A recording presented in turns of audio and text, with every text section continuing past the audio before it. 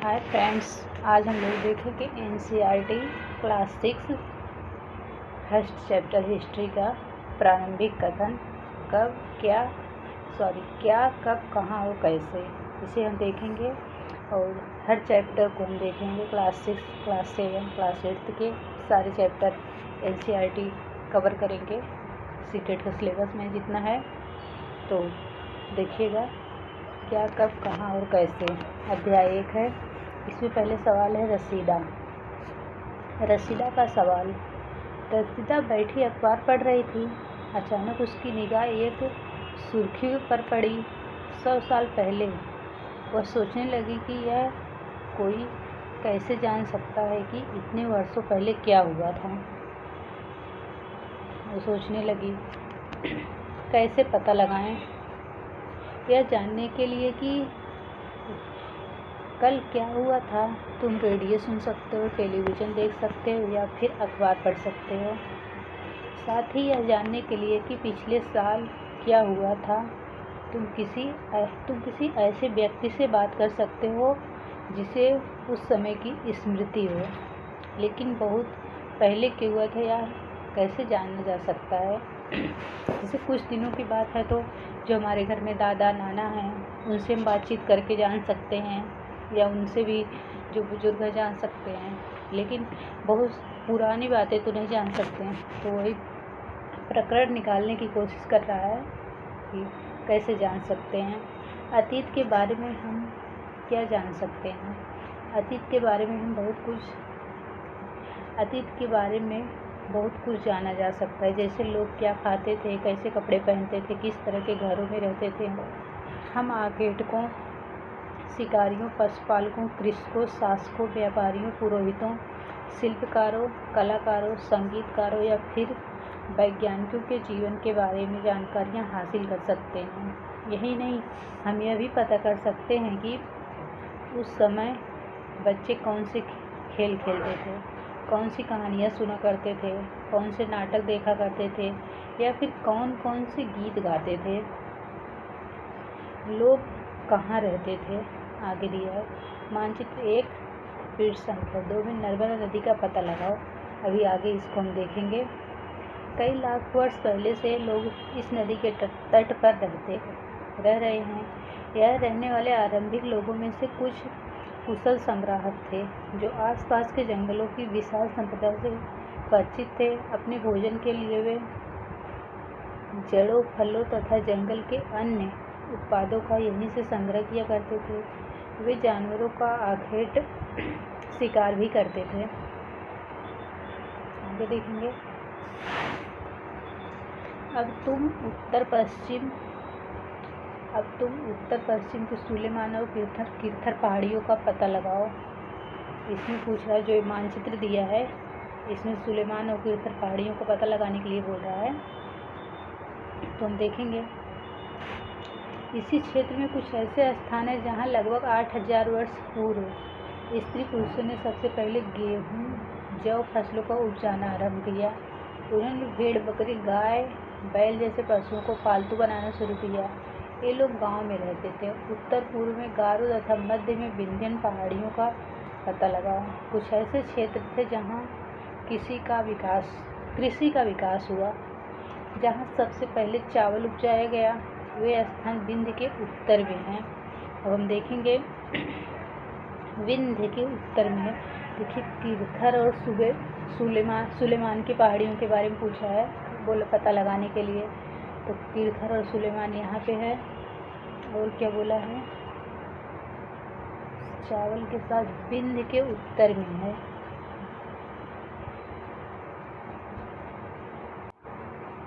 आगे देखेंगे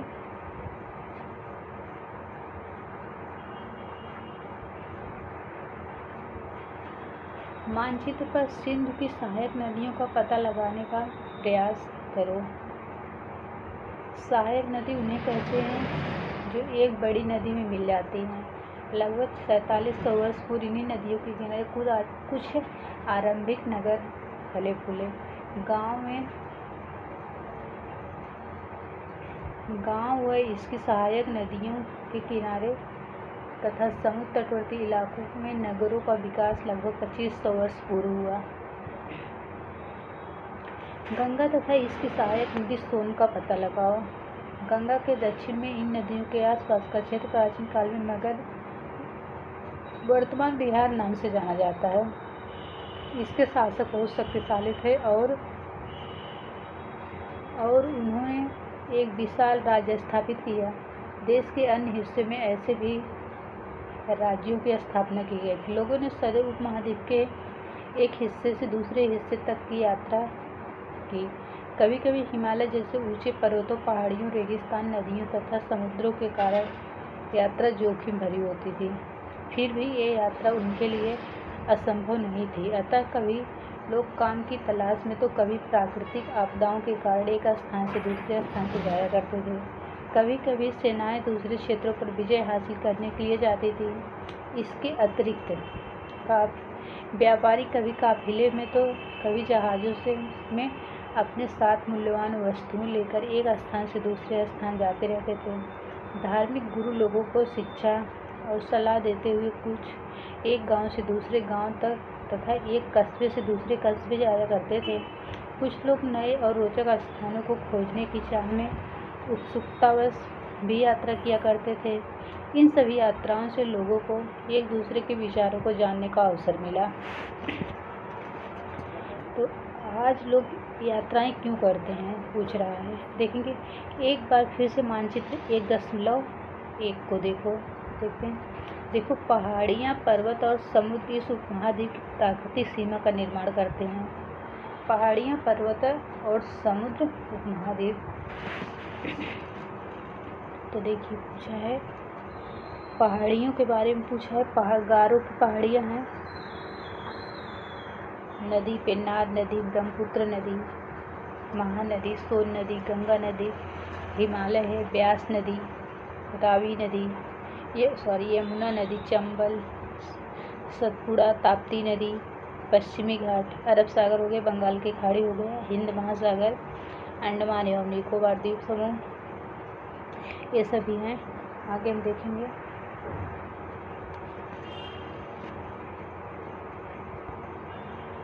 हालांकि लोगों के लिए इन सीमाओं को पार करना आसान है कि जिन्होंने ऐसा चाहा वे ऐसा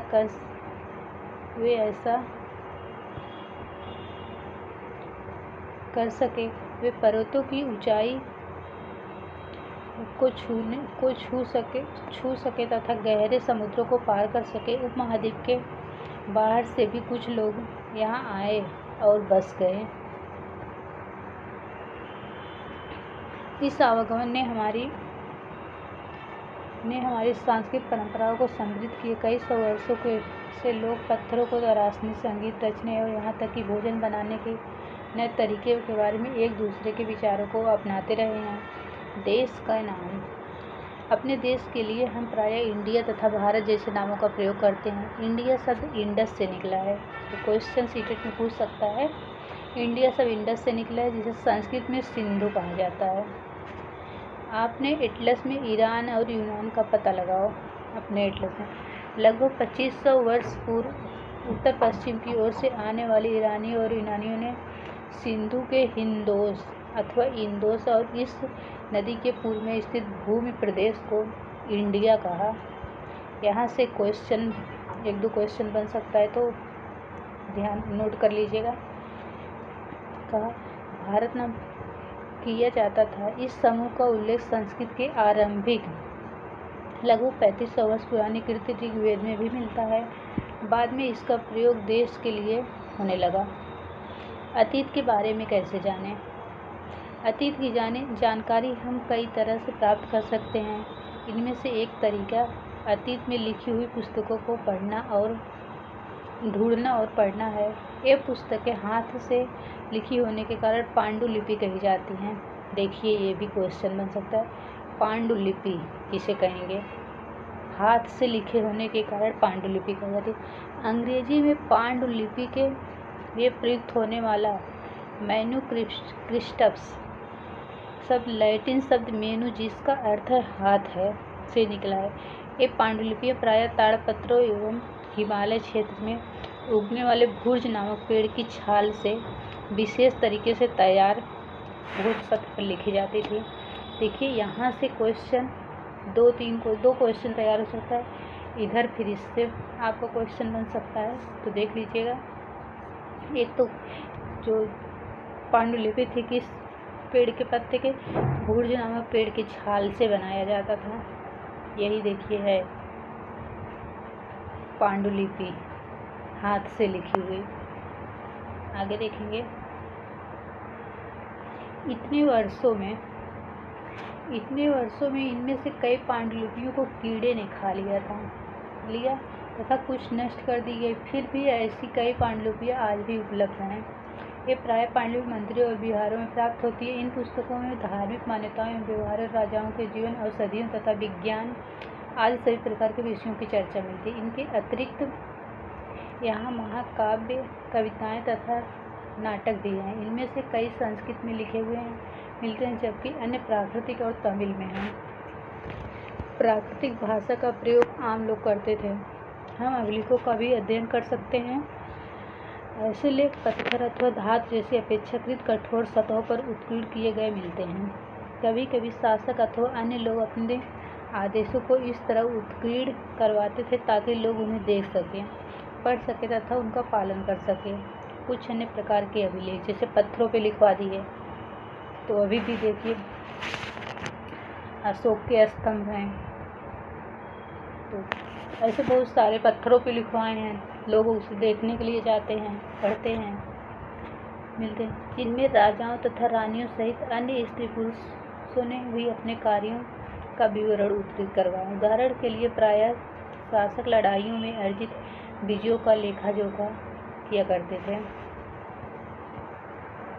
क्या तुम बता सकते हो कि कठोर सतह पर लेख लिखवाने के क्या लाभ थे? ऐसा करवाने में क्या क्या कठिनाइयाँ आती थी? इसे आप इसका आंसर दीजिएगा। हम आगे देखते हैं। इसके अतिरिक्त अन्य कई वस्तुएं अतीत में बनी और प्रयोग में लाई जाती थीं। ऐसी वस्तुओं का अध्ययन करने वाला व्यक्ति पुरातत्वविद कहलाता है। पुरातत्वविद पत्थर और ईंट से बनी इमारतों में अवशेषों, चित्रों और मूर्तियों का अध्ययन करते हैं।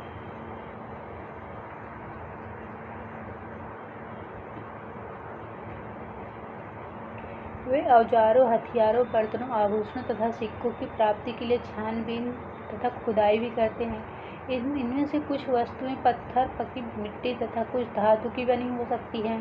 ऐसे तत्व कठोर तथा जल्दी नष्ट न होने वाले होते हैं। पुरातत्वविद जानवरों, चिड़ियों तथा मछलियों की हड्डियां ढूंढते हैं। इससे उन्हें यह जानने में भी मदद मिलती है कि अतीत में लोग क्या खाते थे। वनस्पतियों के अवशेष बहुत मुश्किल से बच पाते हैं। यदि अन्न के दाने अथवा लकड़ी के टुकड़े जल जाते हैं तो वे जले हुए रूप में बचे रहते हैं। क्या पुरातत्वविदों को बहुधा कपड़ों के अवशेष मिलते होंगे? पांडुलिपियाँ, अभिलेखों तथा पुरातत्व से ज्ञात जानकारियों के लिए इतिहासकार प्रायः स्रोत शब्द का प्रयोग करते हैं। इतिहासकार उन्हें कहते हैं कि जो अतीत का अध्ययन करते हैं। स्रोत के प्राप्त होते ही अतीत के बारे में पढ़ना बहुत रोचक हो जाता है, क्योंकि इन स्रोतों की सहायता से हम धीरे धीरे अतीत का पुनर्निर्माण करते जाते हैं। अतः इतिहासकार तथा पुरातत्वविद उन जासूसों की तरह हैं जो इन सभी स्रोतों का प्रयोग सुराग के रूप में कर अतीत को जानने का प्रयास करते हैं।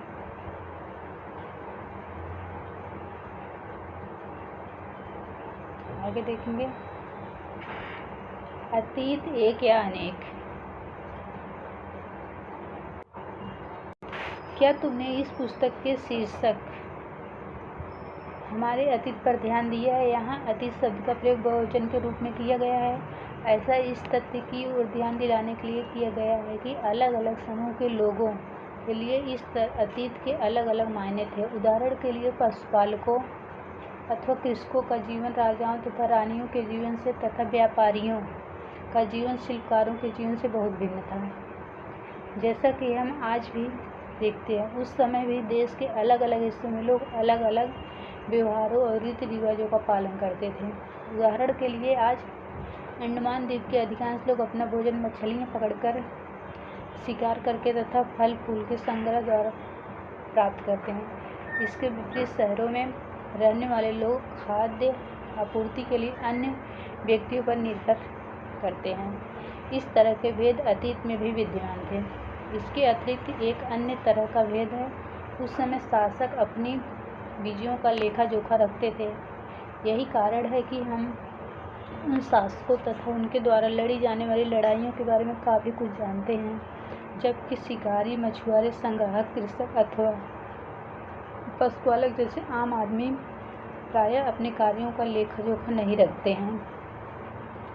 पुरातत्व की सहायता से हमें उनके जीवन को जानने में मदद मिलती है, हालांकि अभी भी इनके बारे में बहुत कुछ जानना शेष है। आगे देखेंगे तिथियों का मतलब। अगर कोई तुमसे तिथि के विषय में पूछे तो तुम शायद दिन की तारीख, माह, वर्ष जैसे कि 2000 या इसी तरह के कोई और वर्ष बताओगे। वर्ष की यह गणना ईसाई धर्म प्रवर्तक ईसा मसीह के जन्म से की जाती है। अतः 2000 वर्ष करने का तात्पर्य ईसा मसीह के जन्म के 2000 वर्ष बाद के से है। ईसा मसीह के जन्म के पूर्व की सभी तिथियां ईसा से पहले के रूप में जानी जाती हैं। इस पुस्तक में हम 2000 को अपना आरंभिक बिंदु मानते हुए वर्तमान से पूर्व की तिथियों का उल्लेख करेंगे। आगे देखेंगे इतिहास और तिथियां। अंग्रेजी में BC, हिंदी में ईसा पूर्व का तात्पर्य बिफोर क्राइस्ट, ईसा पूर्व होता है।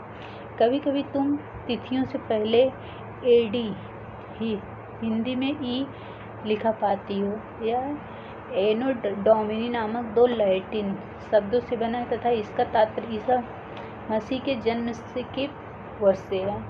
कभी कभी AD की जगह CE तथा BC की जगह BCE का प्रयोग होता है।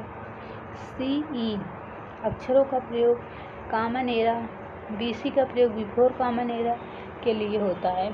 यहाँ से क्वेश्चन बन सकता है, तो एक बार इस पे आप ध्यान दे दीजिएगा।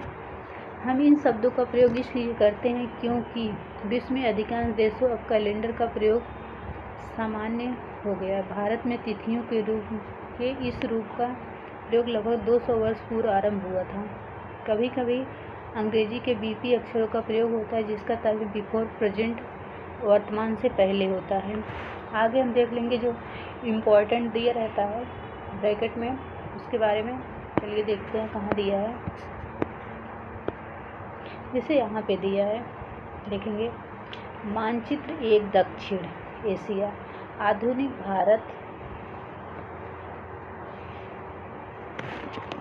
भारत पाकिस्तान, बांग्लादेश, नेपाल, भूटान और श्रीलंका और अफगानिस्तान, ईरान, चीन तथा म्यांमार आदि पड़ोसी देशों को दर्शाता है। दक्षिण एशिया एक महाद्वीप से छोटा है, लेकिन विशालता तथा बाकी एशिया से समुद्रों, पहाड़ियों तथा पर्वतों से बटे होने के कारण इसे प्रायः उपमहाद्वीप कहा जाता है। इसे ध्यान दीजिएगा। आगे देखेंगे हम ताड़पत्रों से बनी पांडुलिपि एक पृष्ठ। यह पांडुलिपि लगभग 1000 वर्ष पहले लिखी गई थी। किताब बनाने के लिए ताड़ के पत्तों को काटकर उनके अलग अलग हिस्सों के एक साथ बांध दिया जाता था। भुर्ज पेड़ की छाल से बनी ऐसी ही एक पांडुलिपि को तुम यहाँ देख सकते हो। इसको बता रहे हैं। इसको तो आप सीटेट में कई बार हो चुका है, भुर्ज पेड़ की छाल से पांडुलिपि के बारे में, तो इसे ध्यान रखिएगा। यह है पांडुलिपि। इसके बारे में देखेंगे। लगभग 2250 वर्ष पुराना यह अभिलेख वर्तमान अफगानिस्तान के कंधार से प्राप्त हुआ है। यह अभिलेख अशोक नामक शासक के आदेश पर उत्कीर्ण करवाया गया था। इस शासक के विषय में तुम अध्याय 7 में पढ़ोगे। जब हम कुछ लिखते हैं तब हम किसी लिपि का प्रयोग करते हैं। लिपियां अक्षरों अथवा संकेतों से बनी होती हैं। जब हम कुछ बोलते हैं अथवा पढ़ते हैं तब हम एक भाषा का प्रयोग करते हैं। यह अभिलेख इस क्षेत्र में प्रयुक्त होने वाली यूनानी तथा आर्मेइक नामक 2 भिन्न लिपियों तथा भाषाओं का है। यहाँ पे देखिए दिया है बाएं, एक प्राचीन नगर से प्राप्त पात्र। इस तरह के पात्रों का प्रयोग 4700 वर्ष पूर्व होता था। दाएं, एक पुराना चांदी का सिक्का है। इस तरह के सिक्के का प्रयोग लगभग 2500 वर्ष पूर्व होता था। हमारे द्वारा आज प्रयोग में आने वाले सिक्कों से यह कैसे भिन्न है, देखेंगे। देखिए क्या बोला है, इस तरह के पात्रों का प्रयोग 4700 वर्ष पूर्व। दाएं, एक चांदी का पुराना सिक्का है। इसमें से कोई एक चांदी का सिक्का है। इस तरह के सिक्कों का प्रयोग 2500 हमारे द्वारा प्रयोग में किया जाता था। आगे देखेंगे। इसमें तो आज के लिए इतना ही। ये जो इम्पोर्टेंट ऐसे दिया रहता है, इसमें से सीटेट हमेशा क्वेश्चन पूछ लेता है, जो अलग से दिया रहता है। कहीं आओ सीखें करके दिया रहता है, क्रियाकलाप करके दिया रहता है, तो उस पर हमें विशेष ध्यान देना है। आज के लिए फ़िलहाल इतना ही। लास्ट तक अगर आप देखें, वीडियो अच्छी लगी है लाइक कीजिएगा, शेयर कीजिएगा, सब्सक्राइब कीजिएगा। जो आपके सुझाव हो वो कमेंट बॉक्स में दीजिएगा। आपका स्वागत है। आज के लिए इतना ही। बहुत बहुत धन्यवाद। चलते हैं, फिर अगली वीडियो में हम मिलेंगे और हम लाएंगे वीडियोस तीनों सब्जेक्ट के, हिस्ट्री के भी लाएंगे, ज्योग्राफी के भी लाएंगे और राजनीति शास्त्र के भी लाएंगे। तो आप लोग देखिएगा।